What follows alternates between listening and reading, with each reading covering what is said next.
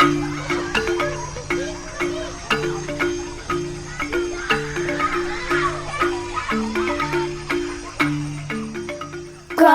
Up Weird. Hi, and welcome to Growing Up Weird, the podcast where we explore how the earliest chapters of Western childhoods shape the health stories that we then carry into our adulthoods. I'm Dr. Greg Dickens, scientist and consultant in medical innovation, and I am here with Dr. Gwen Bradbury. Hello.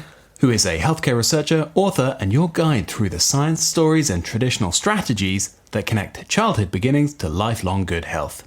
Each week, we dig into the newest evidence, understand how it links together, and walk through some of the changes that we in the West could make to give kids decades of better health. So, whether you're a parent, a teacher, a healthcare professional, or simply curious about how the body and brain develop over time, you're in the right place. Are you ready? Have you got a cup of tea? Good. We begin, as ever, with the news. Gwen, news from you this evening. I have a paper that I'm going to tell you the title of, and you're going to say, whoa, that sounds very topical. Okay. Shall we just skip the rest of the entire thing? Let's have it. What is it? Tell me now. What do the indigenous people of the Amazon have to teach us about the etiology of dental malocclusion? Gwen, did you write a paper? I did not write a paper. Okay, tell me what the people of the Amazon rainforest have to teach us about dental malocclusion, the etiology thereof.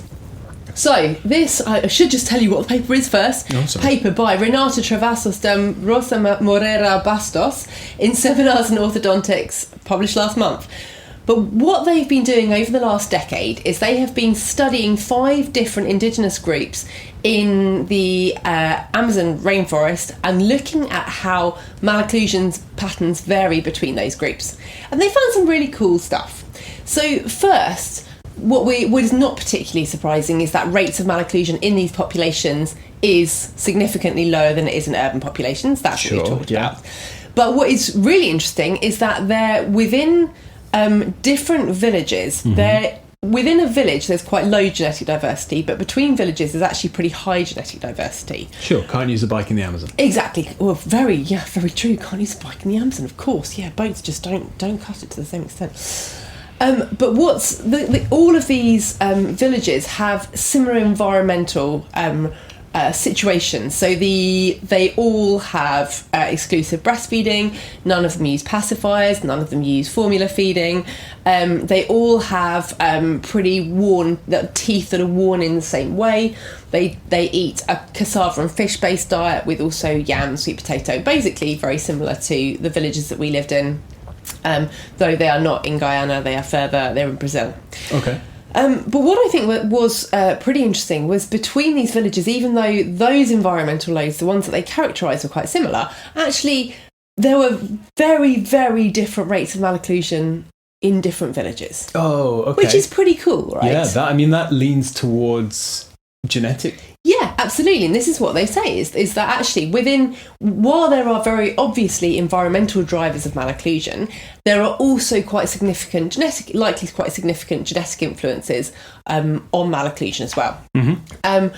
The kind of classic one that we think of is like, if you have larger teeth, maybe you have a high risk of malocclusion. Actually, they didn't find that in this study. So they didn't really explain what they thought it was that was driving these different malocclusion patterns. But they did say, looks like there's quite a significant genetic element.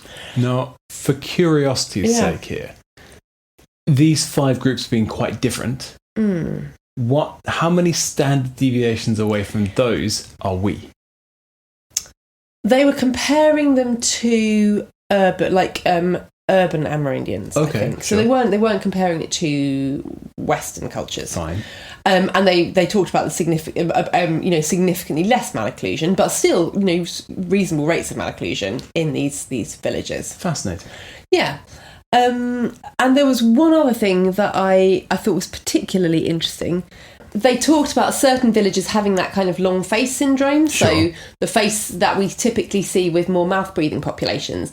But one thing I thought was an omission in this paper is they didn't talk about mouth-breathing, they didn't talk about open mouth posture, there was nothing about infection rates or anything else that might have been a more localised environmental influence. They looked at the kind of classic, extended breastfeeding, pacifiers, etc.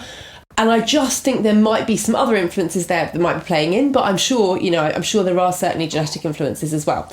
And the reason I shared it is that, we talk a lot about the environmental side of things, but we also want to make sure we have a fairly balanced view. And, with any, what we would call phenotype, with how an organism appears, there's always effects from the genetics and effects from the environment that dictate how that organism functions within its niche. Yeah, it's never nature or nurture. Yeah, well, I'm sure we can think of a couple of examples where it is completely genetically driven. I reckon I can nitpick my way through most of those. Fine. Okay, so what was your paper, Greg? My paper was one that has been very, very widely publicised. It has been on a bunch of science aggregator sites like Science Daily and Ars Technica. It has been hinted at in the New York Times. And it's very bold. Okay. So I had to look up the authors to check whether they were lunatics. And they're not lunatics. They are Leonardo Trasande, who is a professor of pediatric medicine at New York University, the medical school there, as well as two learned professors, one from Belgrade in Serbia and one from... He's from Buenos Aires in Argentina, one of their neurodevelopmental laboratories. Okay. Anyway, they have basically looked at a huge meta review of papers that link phthalates, bisphenol, PFAS, and other carbon-based polymer chainlets that are released from or used in the production of modern plastics, and looked at basically every developmental issue going and said, okay, potentially plastics are our biggest issue in development. Ooh. Now, the reason I would listen to Leonardo Trasande on this is that he is key on a bunch of New York University and New York State policy decision-making boards. He's involved in societal level, what's the word for it? Epidemiological policymaking, and has been looking at plastics for quite a long time. Okay. And has laid out plastics as an urgent threat affecting children, but not showing up in children's medicine because the way they affect children shows up in adulthood health. Which is what we're always talking about. Which is what we're talking about, which is the whole point of this podcast. But instead of our way of looking at it, which is what can you do to kids that will help them be healthier older aged people, he's saying this is something we do to kids that is not showing up in their health, but is showing up in our health and is a massive threat. He goes on at the bottom of the paper, which you should read because it is available for free online. He says, right, the people who need to be paying attention here are healthcare providers, academic institutions, government policy-making agencies, and parents. Okay. Which, again, sounds like a similar set of people to the ones we're trying to reach. And he lays out, or the three of them, lay out 5 interventions. No, I lie. 7 interventions. I'm not going to go through all of them, but reducing plastics in healthcare settings is a very interesting one. Some of the highest requirements for performance is from drip tubing and drug delivery systems and syringes. The times when you really want plastics to perform at their best is when they get loaded with... Really high. Exactly. It's when they get loaded with those performance-boosting things like bisphenols and phthalates and things. And the load of those immune-disrupting and hormone-disrupting chemicals you get when you're in hospital is way higher, right? Really so you've got very ill babies, for example, being absolutely loaded with things that will knacker their immune system. That's a really scary confounder, isn't it? Yeah. Isn't that interesting? And that is then they comment on what is that doing to trials. We just don't know. Yeah, what is that doing? Oh my God. They also say that promoting plastic-free food storage is a big one. Yeah, so no Tupperware. No Tupperware. I hate to sing Tupperware here, but A, they went bust a few years ago anyway, so I don't have to worry about it. And B, it's only a huge problem if you're going to expose them to heat. So microwaving Never in microwave. plastic, never microwave in Never plastic. microwave in plastic. Also slinging them in dishwashers.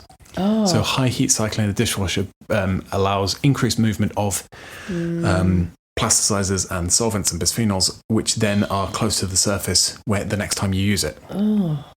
So that's interesting.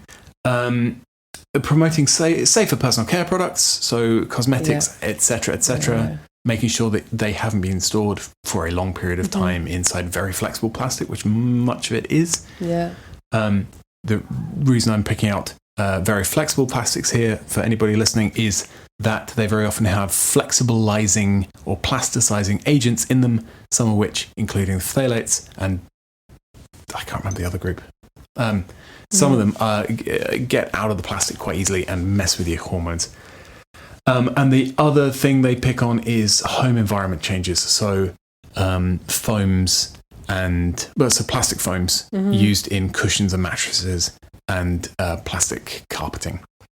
They suggest, I hope nobody can hear the dog other than me, they suggest frequent cleaning and dusting. Frequent cleaning and dusting. Yeah, just make sure you're not breathing in plastic dust. Yeah. I suggest maybe How not. many times do you hoover your mattress? Me personally, never. You're I the only should. one that actually has a mattress in our house. Yeah. The rest of you sleep on plastic fibres. Stop knocking me. Plastic fibres, do we? Is the core of your softer coating on your bed not plastic fibre? Maybe. Pretty sure we all have polymer-based beds. Yeah, it's true. But you're right, I'm the only one with a mattress. Because I'm a wuss and I don't like having very sore elbows when I wake up. Although the rest of me did feel better, I will admit. Anyway, so Leo Trasande and the other two people whose names I can't pronounce, I'm not even going to try. Alexandra and Marina, let's do that, have released a very loud call to arms. They have pushed it down every media outlet they can think of, and I think for good reason. Have a read, it's interesting. Let's not worry too much, but let's act. Yeah, and I think the other thing is that every little bit less is better. You don't have to get to nothing, because I think it's really overwhelming as parents when you're like, oh gosh, avoid plastic. You think, oh my goodness, literally everything can't avoid I plastic. look at is plastic. Yeah. But, just those like little steps, little reductions still hopefully has an effect. If the only thing I changed was to microwave in a china bowl instead of a plastic Tupperware, Yeah, that would be a massive one. that would be a big one. Yeah, Right? that's true. And there are a couple of big kicker ones. Okay, enough news. Enough news. What's the topic for this week? This week we are talking helping children keep their mouths closed. Oh, interesting. Okay. As you may know already, if you're listening, I've been away for a couple of weeks on business. I have read this article, but it's a little foggy in my mind, Gwen. Can you give us the bare bones outline? Yeah, absolutely. The point is that many children have their mouths open habitually. For a long time, we haven't really thought it was a big deal, and then now we see that there are a whole load of long-term consequences that come from having an open mouth. And so actually, open mouth posture syndrome has now been defined as of this year. No way. As a thing that healthcare professionals should be aware of, and that can lead to long-term health things. So Napoleon it's very, very Dynamite finally got a topical. name. Yeah, absolutely. OMPS. So, but in a nutshell, kids that keep their mouth open, habitually hold it open, they are more likely to have crooked teeth, they're more likely to have bad breath, they're even apparently less likely to feel pleasure as strongly, according to one I read recent that. study. That made me very sad. really sad, What's isn't the it? mechanism in there? So the mechanism is that the expressions that we make on our face influence how strongly we feel an emotion. So if we are very expressive, we also report more intense feelings of emotion. Okay, yeah, the kind of positive feedback system where you're happy and you smile, and it makes you happier and you smile. Exactly, yeah, absolutely. But if you often hang your mouth open, you have less tone in your facial muscles, and you are less likely to show big facial expressions. Wow, that is kind of sad. And so if you have a kid who's doing that, at the point where they're actually kind of calibrating their emotional responses, they're showing less emotion through their faces, and that seems to mean that when you show them a funny video and you get them to score how funny they find it, kids who habitually hold their mouths open score it lower. That's just really sad. That is sad. Unless, of course, it's turning them into very refined comedy critics. Yeah, maybe they're just, exactly. They really won't react to anything but Eddie Izzard. Yeah, absolutely. Okay. So it's not about mouth breathing. We've kind of put that aside a bit, because there are a whole bunch of kids that don't actually breathe air in through the mouth, but do hang their mouth open, and that is still bad for their health. Mouth breathing is much worse. So the article touched briefly on mouth breathing. Very briefly, yeah. But what else can possibly be going wrong here? Is it just showing your tongue to the world that sets you up for ill health? No, there are a few different things. One is that in order for jaws to grow forward, you need to have the tongue. It looks like the most important thing is to have the tongue on the roof of the mouth.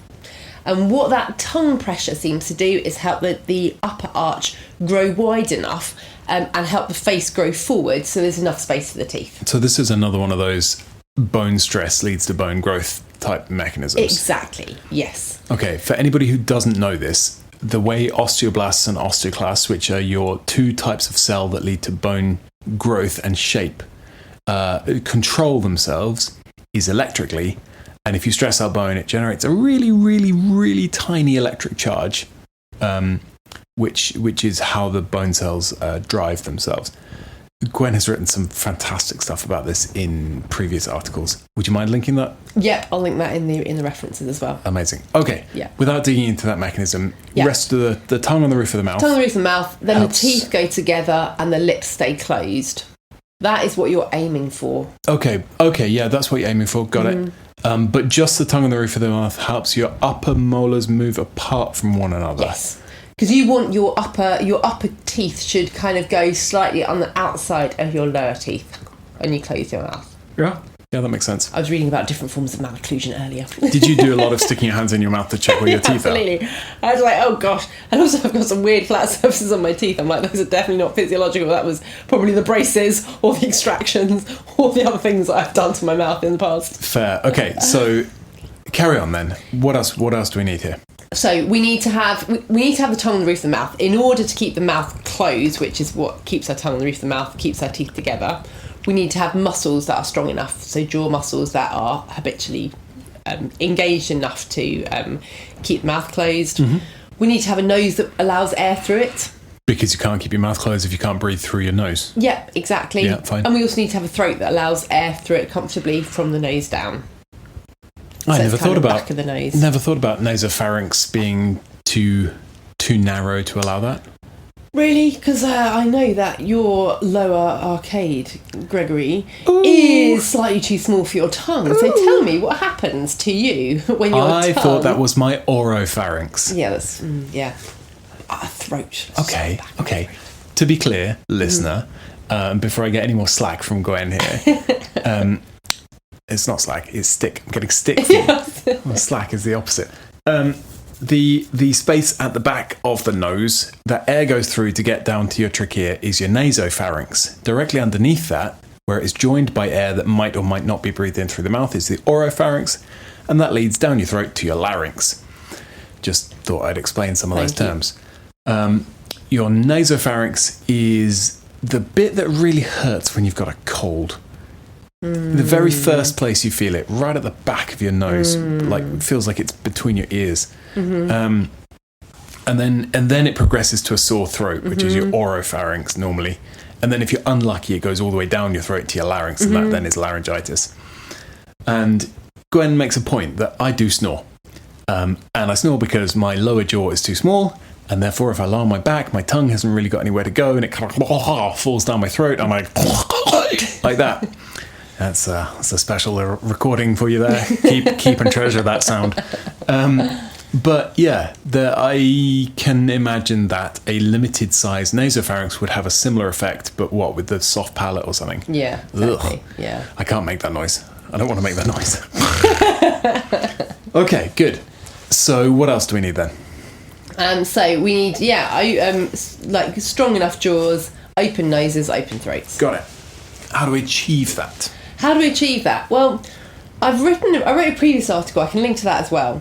But one of the major problems we have in our culture is that we often have kids with blocked noses. Yeah. Right. I mean, we're currently in the middle of autumn term. The children are going. They sound like Making little tiny horrible- warthogs. Yeah, little tiny warthogs. So they either have blocked noses because of all the colds and viruses going round, or if they're really unlucky, they have allergies, which make the nose blocking even worse. But it means that children, in order to, if they don't know how to clear a blocked nose, which is not particularly easy and it doesn't come naturally, then they're much more likely to start breathing through their mouth. When you breathe through your mouth, you have to obviously have your mouth open, and even if when your nose clears you start breathing through your nose again, the habit of having your mouth open can persist even if you're not breathing through it. Yeah. You also wrote a while ago in the mouth breathing article, which I realise is not the point of this discussion, but you mentioned the kind of positive feedback system here, where you breathe through your mouth, your nose gets more blocked, so you have to keep breathing through your mouth, so your nose gets more blocked, which seems horrible. Yeah. And nature doesn't often give you a true positive feedback system like that. Normally nature's systems are negative feedback, and you breathe through your mouth and your nose will become less blocked to encourage you to use your nose. I'm aware there's a range of things we do as people in the West that make that worse, but I still think it's unfortunate that it works that way. And I know a lot of people who say, oh, well, I always breathe through my mouth when I'm asleep, or I just can't breathe through my nose when I'm asleep in that position or whatever. And I certainly was one of those until about 4 or 5 years ago when I learned about just how bad it was for health. And then so I started taping my mouth shut to try and keep my mouth closed so I'd have to breathe through my nose. Yeah. And yeah, the first like week or so was pretty horrible. I was like, ugh, can't breathe.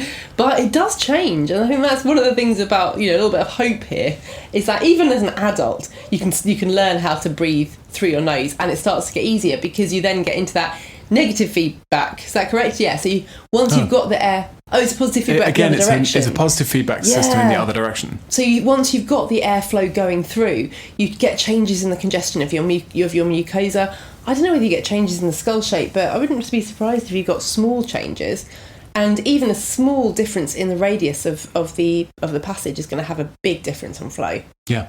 Do you remember the formula for R to the 4? R to the It's proportional to R to the 4. Yes, yeah, it right. is. Yeah, still got that. The hypercube root. No, the hypercube of the radius of the pipe. Yes. Do you want to explain that in a little bit more detail rather than just... No, it's going to stay a little cryptic comment. No, the resistance of flow of a fluid down a pipe is proportionate to the radius of that pipe, multiplied by the radius of that pipe, multiplied by the radius of that pipe, multiplied by the radius of that pipe, which means even a tiny change to the radius of that pipe means an enormous change to the resistance of flow to the fluid. So, just a tiny little bit of increased volume, a hole in your head allows air to go in much more easily. Okay, so, sorry, you were telling us some things we should so things do. we should do. I think one of the really big ones, and I say this as a mother who always is trying to keep her mouth closed and often is failing at it. But it's really important to model how we hold our mouths, because children do copy what they see. And I'm sorry. What? I'm sorry. The idea of a woman who wants to keep her mouth closed starting a podcast is hilarious. That is true. I want to keep it closed when I am not talking, which is basically all the time. So, oh no, what am I doing? But yeah, so I think one of the things that really helped me when I was thinking about keeping my mouth closed, I thought it was all about having stronger jaws, so I just held my jaws together, and then the words would just creep out. I know what I was thinking. I can see you grinning at me. But actually, thinking about decreasing the pressure in your mouth to try and hold your lips and hold your tongue in the right position really helped me. So making a lip seal and then gently sucking the air out of your mouth helps you to keep your mouth closed without having to be clenching with your jaws. Yeah? Yeah, it's funny to hear you describe it, because that is, to me, what you do with the mouth. What you do, yeah. You just close your mouth and then you suck a little bit of air out and then your mouth stays closed. But to me it was freaking revolutionary, Greg. I'd never done that before. Oh, this is the thing. This is the thing that I learnt when I was 0 years old, and you learnt at 36 or whatever. And it's really interesting to see how how different skills come at different times. Yeah. And also, it shouldn't have to be a skill. But it is, when you try it, you're like, oh, that's what all the other people do. They're not always thinking, right, how do I keep my mouth closed? No, we've got better things to think about. Anyway, so, one, making sure that you're not modelling keeping your mouth open. I think that's a really big one. You can also work on strengthening the jaws. So the muscles are important. So making sure that kids chew chewy foods, making sure, when they're older, you might think about giving them like tough chewing gum as a way to get their jaws moving a little bit. We do remind, we have one child who has it's harder for her to keep her mouth closed. So we have a hand signal. It's very easy to get frustrated because once you know that holding your mouth open is bad and then you see a child doing it a lot, it's really easy to be like, just close your mouth. Why don't you remember? But it's not that easy for them. So having a very simple hand signal that you can make takes the takes the frustration out of it. It's a very simple reminder. It is really hard, but that can help. And finally, if you have a child who sleeps with their mouth open, that's really difficult because you can't remind them. The strengthening may help, but it may not be sufficient. And so what I do with the younger ones, when they're still forming habits, I'd close their mouth and I sometimes tickle their teeth, or even tickle their teeth, or I even if they're breastfeeding, they fall off the breast because they're asleep. And they're still doing that thing where they've got the mouth open a little bit like the breast is in there. You can just stick your finger in and tickle their tongue. But you want to make them go, oh, better close my mouth. And so for the little ones, those kind of little reminders I found really useful. But once they get a bit bigger, that's sometimes not enough.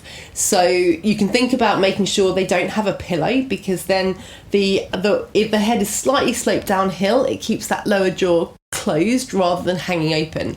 If you put the head up against the pillow, it often hangs open. For kids that sleep on their side, sure. Yeah. But if they sleep on their back, depends where the pillow is on their neck. Yeah, fair point. Okay. But you're just trying to, try seeing if there are ways you can help them habitually keep it closed. If none of those things work, then for our child who has special problems and it's really important for her, we use a little bit of tape just to keep her mouth closed. So she pushes her lips together, she puts a little bit of tape over her lips to hold them together. And then at least, even though she's not strengthening her muscles, at least she's then putting the pressures on her jaw that hopefully can drive it in the right direction. Yep. And she's not normalising sleeping with a dry mouth. She's also breathing through her nose. And she's also breathing through her nose, exactly. Yeah. And to be clear to anybody listening, we are not talking about Cincinnati's finest Gorilla Tape. We are talking about Micropore or something similar? Yeah. Cool. Yeah. A small amount of dressing tape, and if it's too sticky, you just stick it on your hand, peel it off once, and then put it on, and then it's easy to take off in the morning. Yep. A little oil strip for your hand there. Yeah. So, we've gone over what the problem is. Gone over what you can do. Is there any final comment here? Anything you'd like to add? Anything from you? Yeah. Go for it. The thing for me is that you don't know how weird mouth open posture is until you go to a place where there isn't any. Yeah, that was true. It was really strange. It was really strange going and living in South America and being like, nobody's got the mouth open. And it didn't really hit me. It was bizarre. It just didn't hit me. What hit me was coming home. Yeah. And being like, all of these people have got their mouths open. What is happening? Tongues. Yeah, I've never seen so many tongues. It's true. It's weird. So this sounds like the most trivial nonsense, but it does make a difference and it can be repaired. So good luck. Yeah. Right then, listener question. You got one? Well, this question came from a reader on one of my articles. I replied, and then I asked her if she would mind if I could ask you this on a podcast, because I was interested in your perspective on this. A question for me? A question for you. Amazing. Let's have it. Okay, so question is, last fall, my 7-year-old went up a ponderosa pine tree. Okay. I was equal parts proud and horrified. She was too high by the time I saw her to do anything but just calmly wave. She did a great job telling me what she was comfortable with and finding safe ways to move through the trees. However, she was 7. She lacked the information of how to tell which trees or which branches were safe, how to safely share a tree with other people, how to evaluate the situation overall, and she's too young to understand the gravity of the risk she took by going that high. It took forever to figure out the path forward that felt best to all of us. We've ended up looking at how professional arborists evaluate trees for safety, what rules they use for free climbing, offering proper climbing lessons and safety equipment. But I was genuinely torn. It was an amazing experience for her, and it turned out purely positive. But she could have died or been paralysed or been made comatose or bankrupted the family with medical bills, brackets America. Mm-hmm. How do you balance risks, benefits, and, well, risks? That's a big one. Yeah, that's an interesting one. All right, there's like a whole semester of lectures in this. 2 things, then. You've made me look up the Ponderosa pine, because that's a good-looking tree. And for Brits, it's a big one. The biggest one ever was 72 meters. So it's a big tree. Mm-hmm. And they are very often climbable. Mm-hmm. The other direction to go with this is that having your child do something that they have never seen done mm-hmm. is abnormal. Mm-hmm. Now, I use abnormal here not in a you should feel terrible about letting your kid do that sort of way, more in a we aren't built to do that. Mm-hmm. By the time, and forgive me comparing us to apes because it's what I always do, being as I am a primate-directed veterinary surgeon. By the time a young gorilla climbs a tree, they have watched a bunch of other gorillas climb a tree. Mm-hmm. By the time a chimpanzee first chucks rocks around, mm-hmm. they have seen a bunch of other chimpanzees chuck rocks around. Mm-hmm. And they have watched rocks get ignored because mm-hmm. they're the wrong rock. And they have watched directions get ignored because they're the wrong direction. Similarly, the gorilla and the tree, to go back to this metaphor, they've seen others fail. Mm-hmm. They've seen others succeed, and they've got some little pattern matching as to why that's working. Mm-hmm. Without that experience of here's how everybody else did it, you have to do it all on cause and effect. You have to do it entirely based on your understanding of I'm going to grab this branch because it looks big enough. I'm going to use this hand because I think that's the right one to use. I'm going to go this high because I think that's right. Rather than any of that previous tradition, in massive quotation marks here, that previous depth of knowledge of seeing others try, succeed and fail. So, what the listener did, or reader did, I'm not entirely sure which one, to remedy that, finding information on doing things well, learning based on that information. Information is exactly what I would recommend doing in that situation, but it's also exactly what I'd recommend doing in advance. So before our kids climbed trees, they had seen me climb trees a lot. And me too. I'm not quite as proficient as you. Yes. I didn't do it when I was a child, but I had good practicing. And you as well. They saw you climb as well. I'm not suggesting that they only saw me. I'm just suggesting that they did see me. It's true. And I would love to claim that was due to me being prescient and really thinking, I'm going to show my kids this so that when a listener writes in with this question, I will be able to say, well, just look at me, dear listener. No, I was very lucky because I like to climb trees, and there was a tree at the park, and I, went up it a few times, and that got the kids watching, and that got the kids interested. Now, I am fully aware that your question is not just about this tree. It is about how do you balance risks and benefits, and that is a separate question from how do you reduce the risk of climbing. But the reason I started with how do you reduce the risk of climbing is that it reflects on everything. So you will always be able to and it's all, I'd say nearly always a good idea to reduce the risk by teaching in advance, by demonstrating, by sharing knowledge. Now, that can be you as the parent or teacher or carer demonstrating things repeatedly. Knife handling is another one, showing how you use a knife again and again before you let them use a knife. But it can also be kids. It, like, letting kids play together will allow them to watch each other climb trees, to watch somebody wipe out off a skateboard, to watch somebody fall off their bike. And then you go, oh, I'm not going to do that. And the whole group of kids as a whole gets safer. Like, sure, there is more chance that one child will break their arm, but the other 99 children will be much less likely to break their arm. And measured as a whole, I'll bet you the 100 kids has got fewer broken arms by the end of it. So that's one way in which you can improve risk. Again, this is not answering the question of how do you assess risk. But it is starting to paint a picture of my answer, right? Which is going to be how you assess risk, how I assess risk is very much how my mum taught me to assess risk, which is work out what you want to achieve, work out what you're willing to pay, and then find the best optimum. And so what I want to achieve, I want kids who are strong enough and fit enough to develop into healthy adults. I want kids who have a reduced risk of ill health and pain and sadness. I also want kids who don't immediately die, break their necks, or make me bankrupt. And that's why there are some behaviours that I have just outright banned. Like, there are some things that kids aren't allowed to do.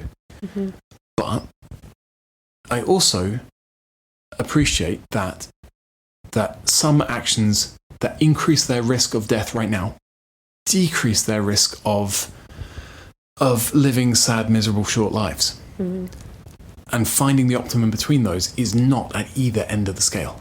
You don't maximize those behaviors, you don't minimize those behaviors, you find the optimum. And that involves a bit of reading, a lot of watching, and quite a lot of gritting your teeth. Because as a parent, like, I react so strongly to imminent danger. And I have to really think about long-term danger. And contrasting and comparing those two things is not reflexive. It is something you have to think about and control yourself and be brave and all of those things. Now, how do I balance them? Bit of reading, a lot of watching, bit of gritting my teeth. Does that answer the question? That's great. And the reason I wanted you to answer it is because I think that there is often a slightly gendered role here in terms of the role that parents play, simply because mothers tend to be much closer to their children, much more focused on their short term risks. I think that fathers often take a longer view. We've seen papers that suggest that back that up, right? And we've seen it in cultures all over the world, right? Yeah, exactly. It's not just a UK thing. It's not just a weird Western world thing. Almost every culture we went to, fathers are the ones chucking the kids around. Fathers are the ones who challenge and push them into risky situations and all of that. Yeah. If you imagine a parent saying, it's all right, it'll make him stronger, you imagine a father. Yeah, exactly. And that I don't feel like, certainly my kind of knowledge of personal physical risk, I would say that I was quite risk averse as a child. I'd say that I have a tendency to be more risk averse now. And actually what that means is that I don't think I've got very good frameworks for assessing risk. They're not like really intuitive, whereas I feel like you have spent a lot of time doing stuff that is, moderately risky, but making sure that you assess it very clearly at the beginning, which is why I thought you would give a much richer answer to this, which is why I wrote some stuff for this reader, and then I was like, but I'm going to ask my partner on the podcast because I reckon you're going to get a very different and more comprehensive answer from him. To be honest, your listener wants to talk to my mum. It was my mum who talked to me first about risk assessment and the idea that just because something's dangerous doesn't mean you don't do it. It might mean you don't do it. It might be part of the answer and the maths that goes into you deciding not to do it. But just because something's dangerous doesn't mean you don't do it. Similarly, just because something's easy doesn't mean you do it. Yeah. There are multiple things that go into how often something's going to hurt you and how badly it'll hurt you versus the benefit it'll give you. And if you can mitigate those risks, do it. Like, kid wants to climb a tree, probably put a helmet on them. Well, I say probably. Depends on the tree. Depends on the kid. Depends on all sorts of things. Depends on whether you've got free healthcare. But understanding the downsides, understanding the upsides, finding your optimum, and then mitigating risks is the process. Thank you. That was honestly really fascinating. I've been with you for 20 years, so this is great. Brilliant. Thank you so much, Greg. You're very welcome. I'm going to go climb a tree. Thank you very much for talking to me, Gwen. Thank you very much for listening to us. Whoever is listening, you have been listening to the Growing Up Weird podcast with me, Dr. Greg Dickens. And me, Dr. Gwen Bradbury. Catch you again. Bye. Bye.